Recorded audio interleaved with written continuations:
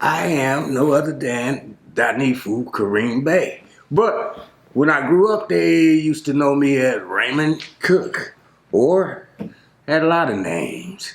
I really think I'm the original crybaby Crip, to be honest with you. Cause I done cried many rivers of tears.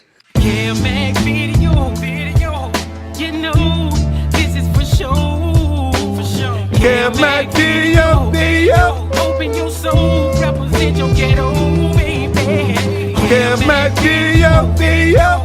You know, this is for sure. Kev Mac video. Open your soul, represent your ghetto. Hold up. For the dime moves and the lokes, for the 6-4s on spokes, for the OGs that did a dime, came back around on parole.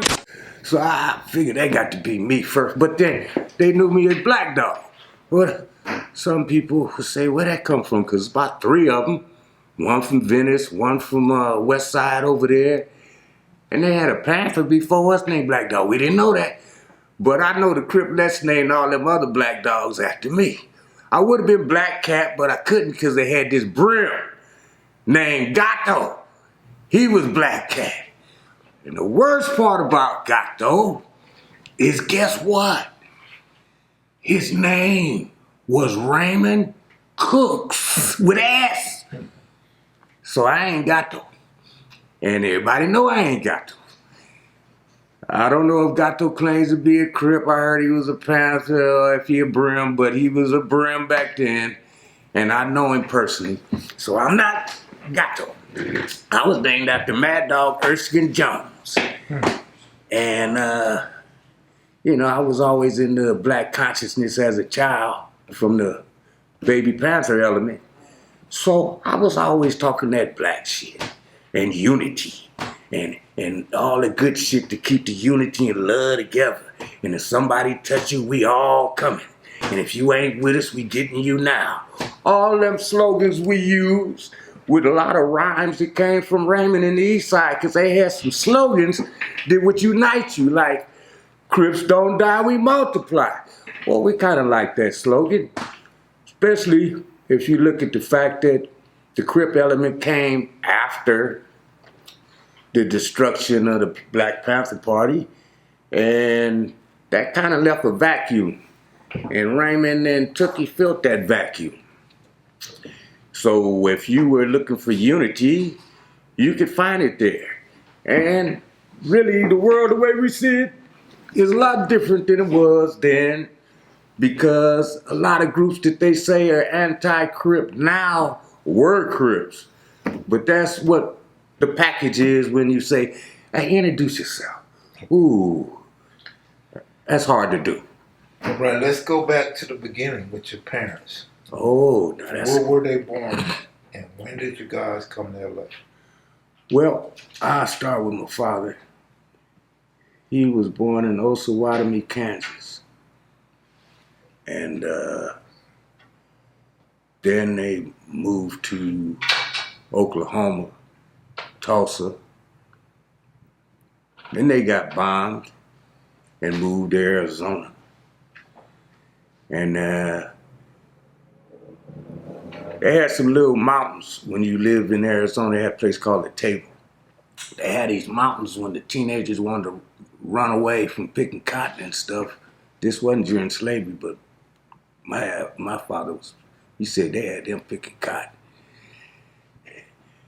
They had these mountains that you could run through that connect you to, what's that place, not San Bernardino, what's that little place up there by the 101? San Fernando. My father and them knew how to get from Arizona to San Fernando through these little mountain ranges. That's how they got to LA as teenagers. Because they didn't really like Arizona, even though some of their family members was allowed to carry guns. Because my father was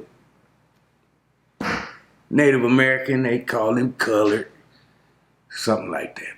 Nah, they was the ones that could carry the guns.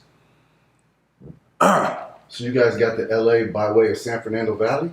Yeah, that's what, I almost was born in San Fernando Valley. My two older sisters, they was born there. I was conceived there, but by the time I dropped, we lived in Dogtown projects like Bonnie and what's that, Hoover Joe. We was all born in Dogtown projects. I was born, what do they call that hospital? General Hospital. So that's when I fell, right there. When you mentioned San Fernando Valley, was that the Pacoima area? Because that's where all the blacks were at. Yeah, that's what I'm trying to tell you. They came through this mountain. It's still there. I used it to get to Arizona in like 35 minutes from what's that place? San Fernando, right? Yeah, from San Fernando, you can just, it's like a 91, but they still have old roads. And if you in a car now, the cars we have, them ancient roads get you there way quicker. Like we got from Chicago in one day and started out after 10 o'clock. But let's not get off the point. That's my father's side will take you the migration from the Pawnee, Chicago, Kansas, all that, all the way down from Oklahoma to Arizona to California. All right, so he would normally be on the east side because most of them people from them backgrounds, Texas, Louisiana, all that, they moved to the east side and then Watts. Khaki wearing people, tan khaki. Whole migration landed right there on Firestone. But anyway, my mother, they're not sure where she was born because the paperwork kind of shows like she was probably born somewhere else and they say she was born here. Her father came from Barbados and her mother came from Virgin Islands, but on her birth certificate they have another lady's name on there as her mother, which was not her mother because my grandfather from the West Indies, he was polygamous. So my mother was his last child. Oh, his only child from him, two women that he had. So my mother met my father during the war when, he wasn't trying to pick cotton like I told you, so he joined the military during World War II. And they was stomping at the Savoy in New York, because that's where my mother and the West Indians from Barbados lived. And the brothers from the military, they went down to Savoy like Malcolm and them, the sisters up in there. And so they was dancing, and he's a gentleman, he's in the military, he's trying to walk her home. She told me the whole story. It's corny, but funny.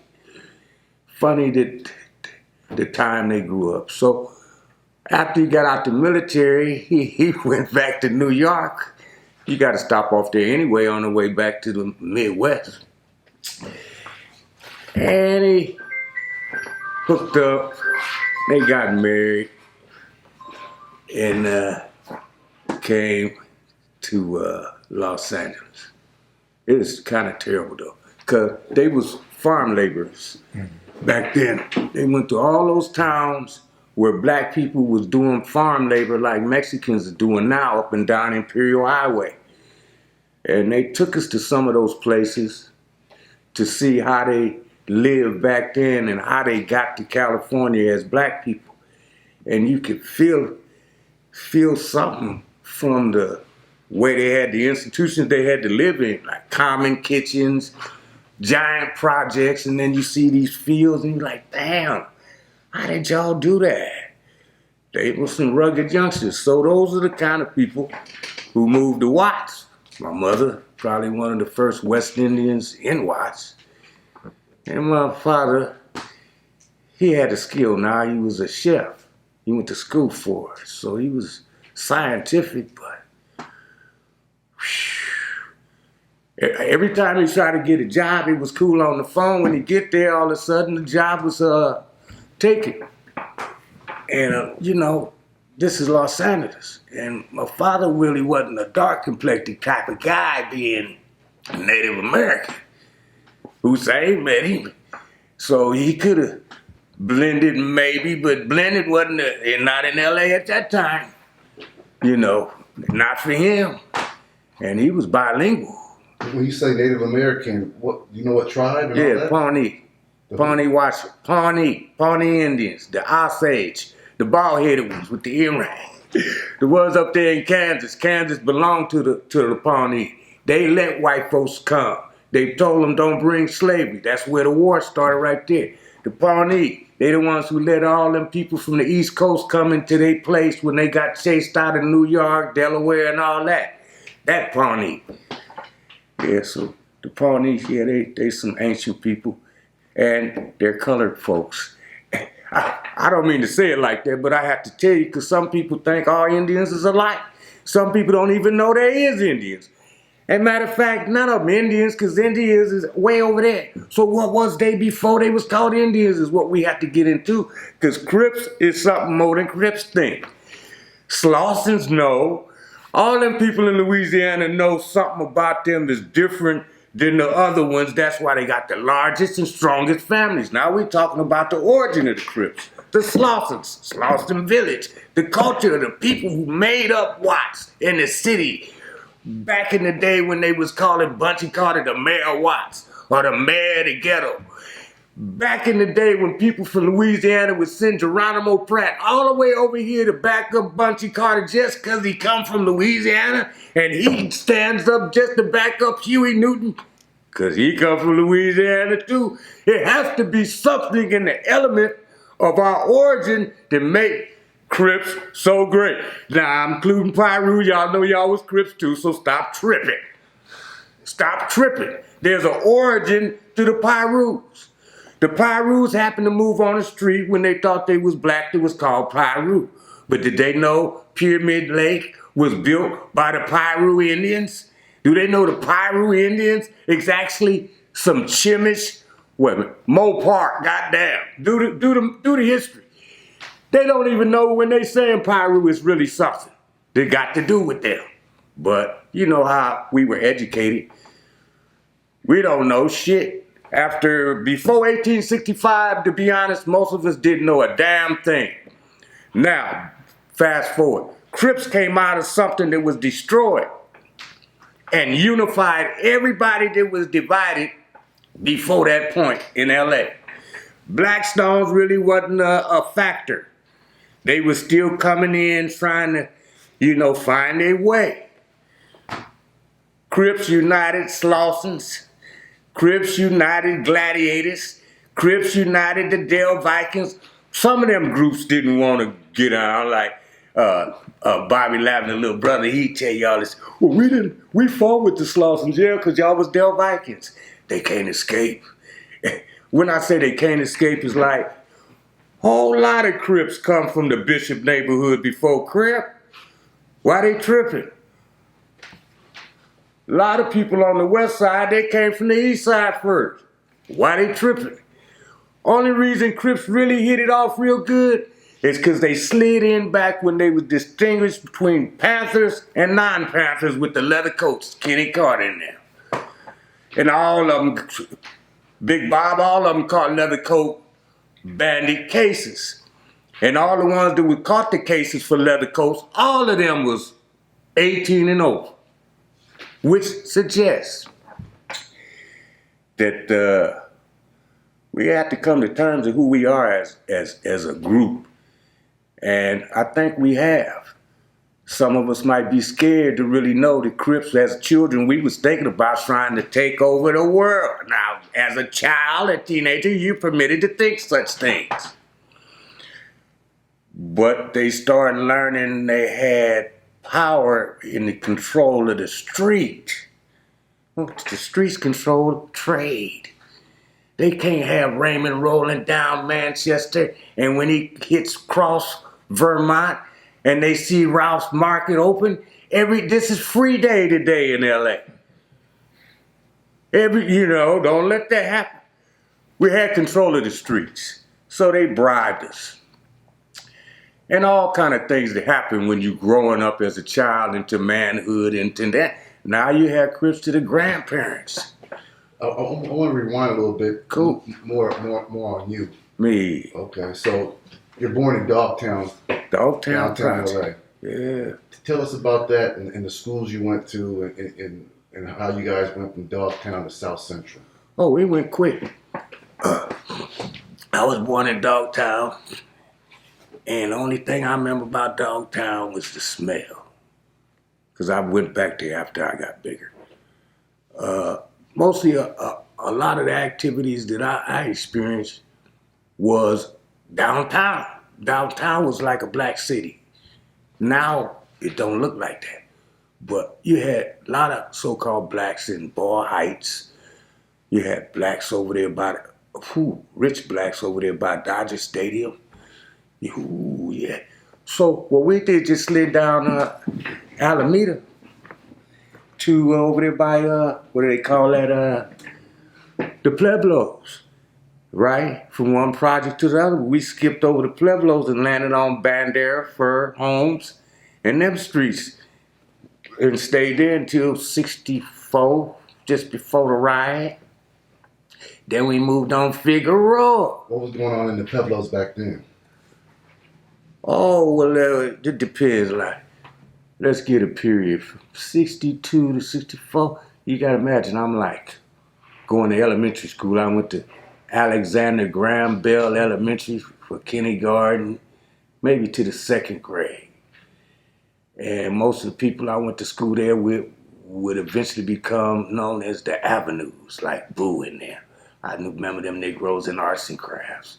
When that dude, the black cowboy that they don't know, Roy Rogers, used to come visit us every day because we was Cub Scouts. And he was a Cub Scout master, so he slid his undercover black butt up in there making sure we was troopers, right? So then we were still on the east side when Muhammad Ali knocked out when he first won his first fight. And then we were still over there when Kennedy got killed. Somewhere in between there, we moved over there on 110th and Figueroa.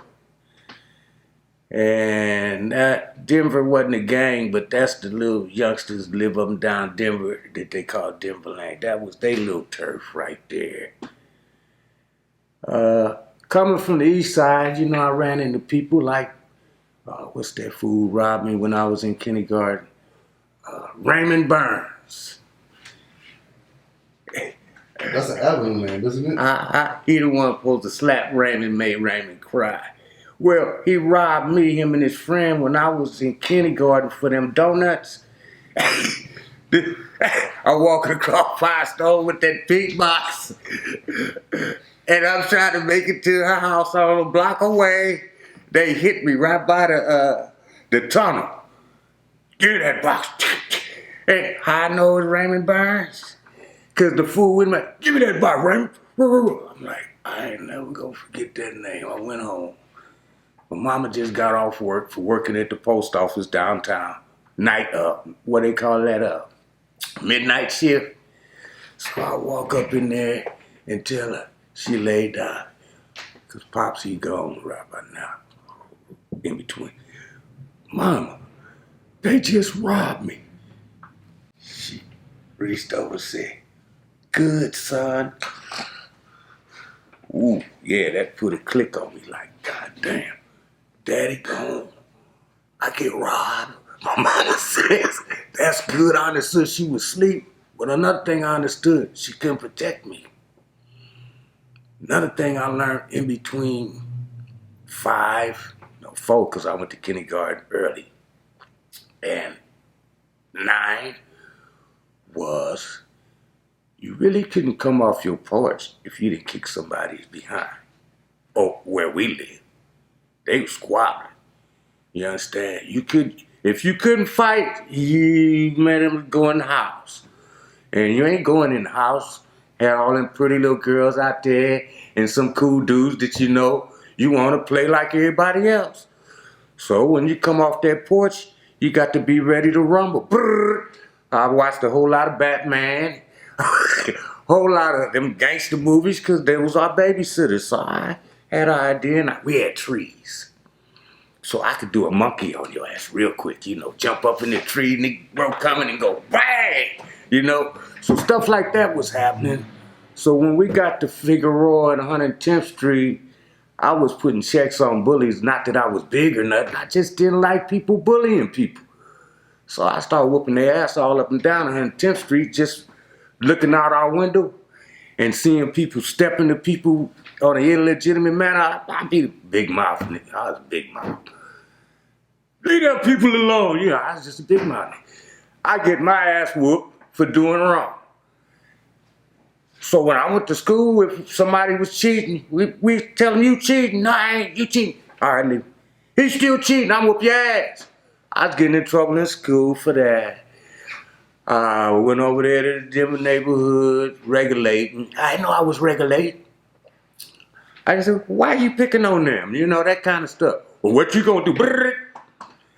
We did have a nice wrestling club on that street, right? And the Denver Lanes do make sure that you could box. They had all the clubs. Some of them was upper middle class, so they had more resources than our side of the street, right? Even though they shared all their stuff up and down that street. How long were you over there for? I was over there till I was 12. Do you remember if any of those names you grew up with are household Denver Lane names now? Yeah, all of them. Them fools didn't even know I was a Crip. Oh, one of them, he didn't tell until I was like, till 88. When Twilight and them started that gang summit thing, and the Denver Lanes poster came, and we went up in there with Twilight, you know, and here come the Denver Lane. 1. What's up? 2. What's up there? Here come Bobby. I'm like, oh, what the hell? What is this here? So him and I went in the car. We got to kicking. Next thing you know, Bobby Lavin, his mom and them used to do the tents in the backyard over there. He'd be the one having all the little children going to the railroad track stealing the candy for the day. So then I have a cousin. This is like his main road dog named Anthony Cook. So that wasn't no gang summit. I knew all them dudes already before Crip started. Those dudes I used to, well, wasn't fighting all of them, but the ones my age want to step to me. Coming from the east side, it just came natural. You didn't have to think about it. You know what I'm saying? Or somebody might say, go back to Watts. I ain't going nowhere. And if I did, what's up? It's trying to give you a complex. I still feel it. You know, when we was moving on up and moving out, some other people be like, nigga, go back to Watts. So back then there was a stigma against Watts? Hell yeah, it still is a little bit. A lot of time people don't be around some of them children that still live over there. And if you do, you could just be quiet and listen, and you could tell. You could tell they'll tell you if you listening. Like, I still got pain for it. Because I had to stand up for it. Feel what I'm saying? I know that East Side and Watts is the same thing. But some people think the East Side is different than Watts. All kind of illusions that they had created. The whole LA where there are black people is Watts.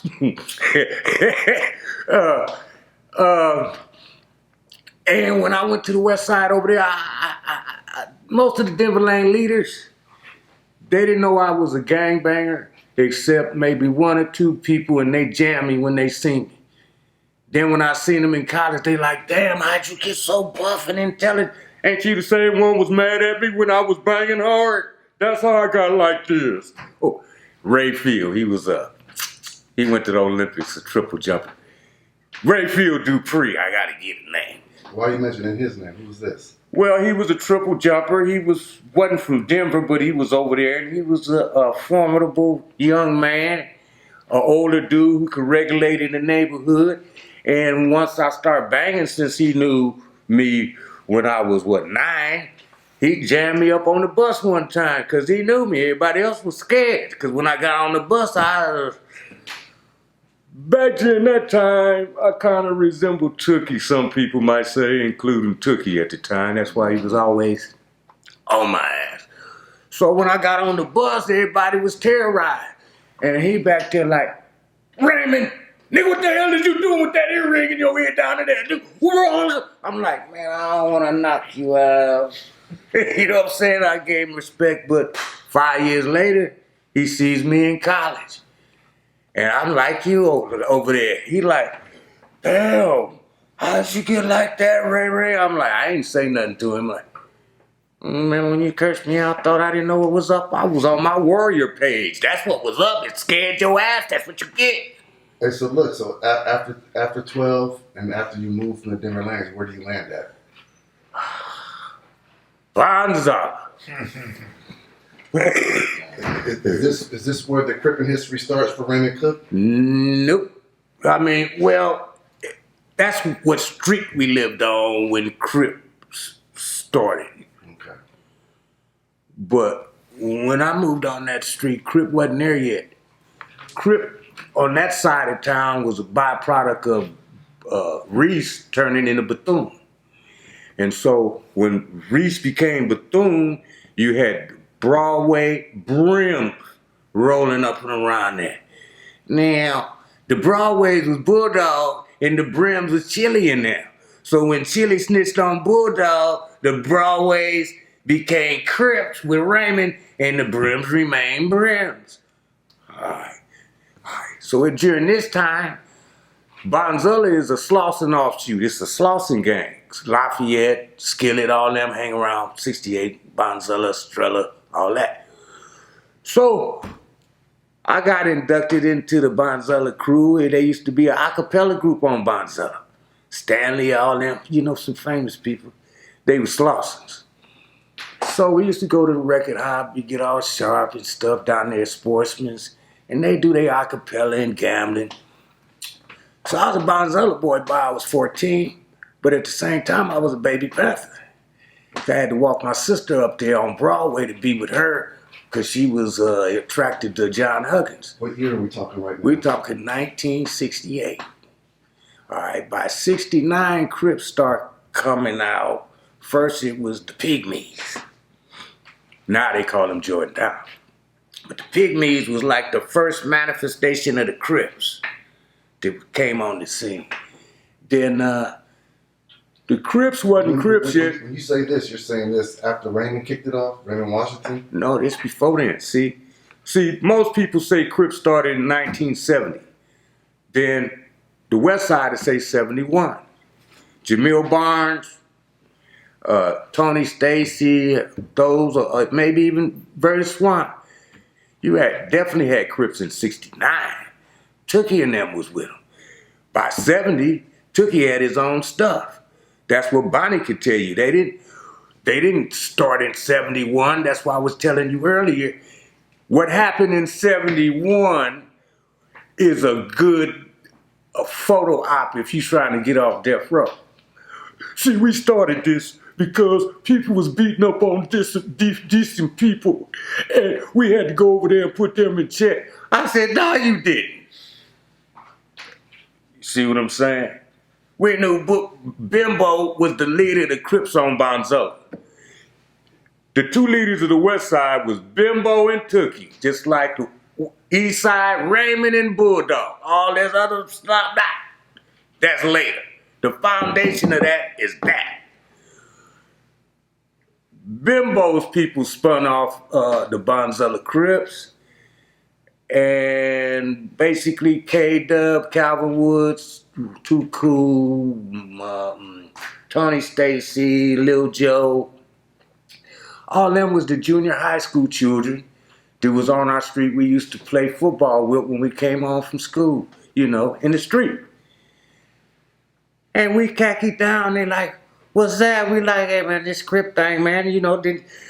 When the Brims beat up some little Negroes, and they beat them down to 69th Street in Bonzilla. And all the little junior high school children was all scared, so they ran and got the bigger people from Bonzilla. So we let them know, you ain't gonna be beating up nobody on this street down this way no more. Let me ask you something.